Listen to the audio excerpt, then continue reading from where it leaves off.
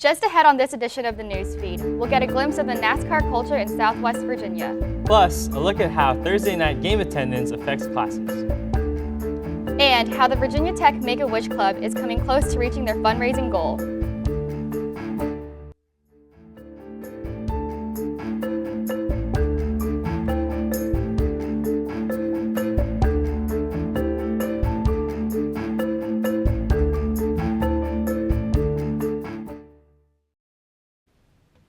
Hello, and thanks for joining us for this edition of the Newsfeed. I'm Mary Lubag. And I'm Josh Gonzalez. NASCAR is hugely popular in some parts of the country, like southwestern Virginia, but not at all in other parts, like northern Virginia. Rachel Franks traveled to Martinsville this week to find out why. On Sunday, over 55,000 fans were in attendance at the Martinsville Speedway for the Goody 500. Martinsville, which is less than an hour from New River Valley, is just one example of how big of a deal NASCAR is in this area. Bristol Motor Speedway is less than 2 hours from the NRV and holds over 160,000 fans, while Richmond International Speedway is just 3 hours away and holds 97,000. NASCAR fan Jonathan Merriman says that NASCAR's blue-collar feel makes it appealing to people in this area. It's a blue-collar sport, and I can relate to that with my upbringing and where I grew up. So it's very much a regional thing. It's not for everyone. But NASCAR is also a sport that attracts a number of fans who are not interested in other sports. For Merriman, the reasons are endless to love the sport. It's a form of competition that you don't see on the baseball field, you don't see on the football field, you don't see on the soccer field. It's kind of an alternative for kind of a gearhead who may not be into football, and it goes back to all those things. It's obviously, you can tell, it's a lot to kind of sum that up into one thing. People like the sport for different reasons, but I would say blue collar competition, and then it's cars. Who doesn't like cars? While NASCAR ticket sales have decreased in recent years, in our area the sport is still going strong. For the Newsfeed, I'm Rachel Franks. Thanks, Rachel. After hearing from those fans, I might have to give watching NASCAR a shot. Thursday night football has always been a long-standing tradition here at Virginia Tech, but does it have anything to do with class attendance? Newsfeed reporter Brittany Grant has more on the story. Last Thursday marked the return of Virginia Tech's Thursday night football game. Last year, athletic director Jim Weaver decided to opt out of having a football game on Thursday night because he said it affected students when it came to class attendance on both Thursday and Friday. This year, however, the new athletic director, Whit Babcock, made it a point to bring back students' beloved Thursday night game to Lane Stadium. Senior Michael Thomas doesn't think that the game really affects class attendance on either days at all. He, in fact, even had a test the day after the game. It's somewhat of an effect. People are this is college, like they're paying to go here, so they're gonna go to class, whether there's a football game or not. Like, they're paying to be here, so I think there is like a higher rate of people skipping that day, but I don't think it would affect it as much with it, like one day somebody missing class, when other people are gonna miss class, more than one class a year or a semester. Although Virginia Tech lost 30-6 to Miami Hurricanes, it was clear to see from the turnout last Thursday that both students as well as alumni were happy that such a long-standing tradition was brought back to Virginia Tech. Thomas, along with others, just hope that the Thursday night game won't be removed from the schedule again anytime soon. Back to you guys at the desk. The Make-A-Wish Club at Virginia Tech and their partnering organization Chi Omega are close to raising enough money to grant a child with a life-threatening disease his or her wish. Children's wishes can be anything from a trip to Disney World or a fantasy room redecoration. Here at Tech, student volunteers have been working hard raising money through bake sales, a cappella concerts, and specialty t-shirt sales to earn between $7,000 and $8,000 to grant a wish. Sasha Rock, the Make-A-Wish Club Greek representative and former Make-A-Wish intern, talks about why the club is so passionate about this cause. A wish experience, it's been proven by doctors and lots of medical professionals. It enhances the child's physical and mental health, and it really gives them, by boosting their morale, it inspires them to fight harder. It brings up the morale of the entire family. And in a lot of cases, instead of being kind of like a last hurrah for the child, it's more of a celebration for the child and their family. The club says that if they continue at this fundraising rate, they have full confidence that they can help a child's dream come true. To learn more or to make a donation to the Make-A-Wish Foundation, visit www.wish.org. Virginia Tech is home to many service organizations on campus, one in particular being VT Engage. This group centers around developing service trips for students and to engage in community building activities. Since 2008, VT Engage has established partnerships with many esteemed service organizations, including Habitat for Humanity and Virginia Tech's own Kentland Farms. Kentland Farms provides dining services with fresh, organic foods to dining halls across campus. Students who wish to volunteer to the VT Dining Services Farm can come out and help with planting, harvesting, and weeding, or to simply learn about sustainable agriculture. The group meets on campus every Sunday at 1:30, and transportation is available to and from the farm.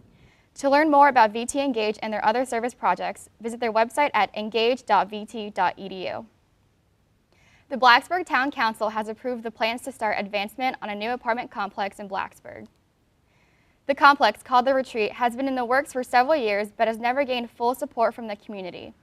Last November, the Town Council denied a comprehensive plan which included the 210-unit, 852-bedroom apartment complex. In the last year, the Obenshain family, who plan to sell part of their Oaknell farm to Landmark Properties, has argued that the plan for the use of their land was outdated. Blacksburg's Long-Range Planning Committee revised a plan and the Town Council approved it last Tuesday. Beth Obenshain, spokesperson for the family, says that the changes make the Retreat a common-sense plan that will add to the other apartment complexes already on Price's Fork. There is no set date for the project to begin.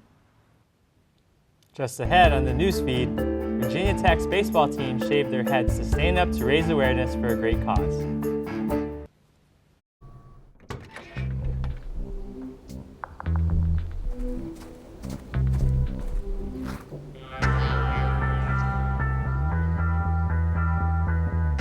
When you throw away money on wasted electricity,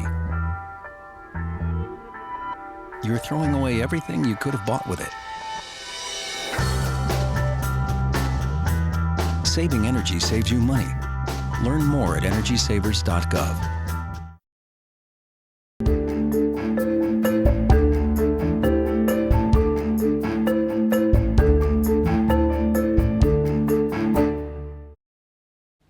Welcome back to the newsfeed. Last week, the Virginia Tech baseball team participated in their 5th annual Shave for the Brave event, giving hope to infants, children, teens, and young adults fighting childhood cancers. Reporter Annalise Diaz has more.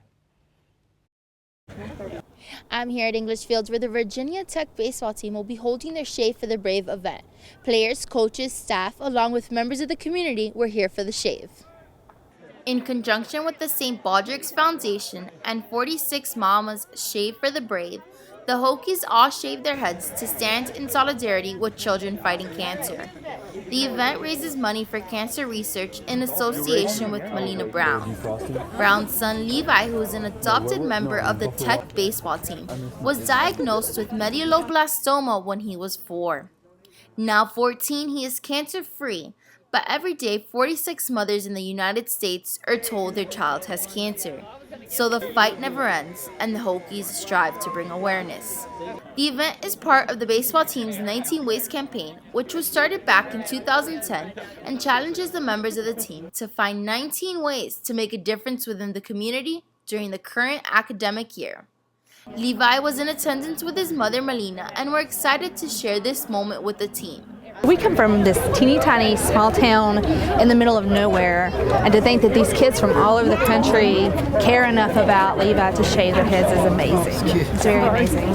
Over 50 participants raised money to reach this year's goal. Senior Ryan Burns raised over $2,000 for the cause. Amazing. Been doing it now for 4 years, and we get the chance to go to an unbelievable school and play baseball every day, and these kids don't get that chance, so giving back is awesome. Connor Coward raised a little more than $1,800 and tells us how he has been affected by cancer. My father had cancer, and he beat it, thank God. And my grandfather passed away from cancer, as well as a few other relatives. But I was very close to my grandfather, and the two diagnoses were about 6 months apart from each other. So that's our family's been through a lot with that, and as well as many other families. So to be able to take this step and symbolize my father's fight as well as everyone else's fight, especially childhood cancer, it's a great way to support. The head baseball coach, Patrick Mason, felt honored to be part of such a great event and initiative. It makes you proud. As the leader, as the head coach in this program, it makes you proud to see them do anything that, not just this cause, but getting involved with the Special Olympics, going to read in classrooms, getting good grades, seeing them mature throughout the years in the program. Anything that we do, it makes you feel proud. So how does it feel to be part of Virginia Tech? Really cool. The team raised over $30,000 this year and over $100,000 in the last 5 years. The team looks to continue their 19 Ways initiative. For the newsfeed, I'm Annalise Diaz. Thank you, Annalise. The days of mailing admissions information packets and emails may soon be over as virtual tours, social media, and a focus on interactivity becomes a new norm for Virginia Tech's admissions office. Virginia Tech's undergraduate admissions office is embracing technology to discover new, innovative ways to teach prospective students. Along with the traditional physical campus tours and information sessions, the office has created virtual tours and live web Q&As to interact with students who cannot physically come to campus. The undergraduate admissions office offers webinars for students featuring information about each college at Virginia Tech and general information about the admissions process and financial aid. Despite the use of new technology, Director of Communication for the Undergraduate Admissions Office, Jennifer Harris, said that Virginia Tech still wants to maintain personalization throughout the admissions process. I do. I think we have no choice but to change. And one of the things that Virginia Tech has always made a big focus is the personalization of that application process. So while technology is really, really exciting and it's given us a lot of opportunities to do other things, also, we don't want it to take away from that personalization. So we always try to keep that in mind when we're planning. Harris said that she hopes technology will bring the beauty and appeal of Virginia Tech's campus to potential students around the world. Virginia Tech and West Virginia University have agreed to a deal to compete in common sports. Reporter Adam Smith has more. On October 22nd, Virginia Tech and West Virginia University announced their agreement to play in common varsity sports, which includes basketball, baseball, track, football, golf, soccer, wrestling, tennis, and swimming and diving. In honor of the region's history in the coal industry, this mutual agreement series will be called the Black Diamond Challenge. The two universities described the Black Diamond Challenge as a strong commitment to work with each other to schedule as many non-conference games as possible. No contract signing involved. I'm a big fan of rivalries. I think that's what makes college athletics great. And while we have a lot of wonderful rivalries in the ACC, West Virginia is a Power 5 opponent in the Big 12 that's 4 hours away. All of our teams could play them. We're a border state. I just really like that rivalry, and so we created something called the Black Diamond Challenge.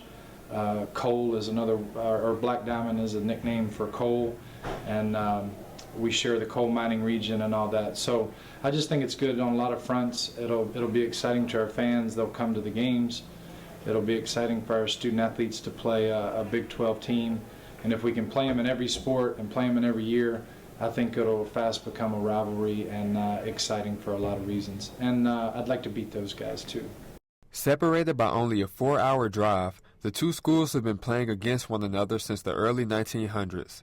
Newcomers like Virginia Tech assistant men's basketball coach Jamie McNeely has yet to experience the rivalry, and he admits that he's anticipating the Black Diamond Challenge. Needless to say, Coach Huggins at West Virginia is a future Hall of Fame coach.